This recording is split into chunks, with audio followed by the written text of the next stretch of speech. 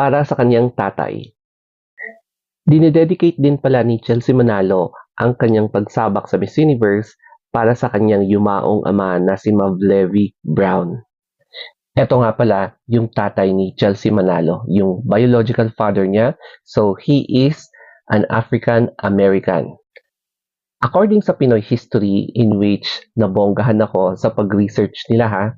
So, kay Chelsea Manalo pinanganak siya sa Bulacan and sometimes sa kanyang childhood, kinuha siya ng kanyang tatay and nag-elementary si Chelsea Manalo na grade 1 and grade 2.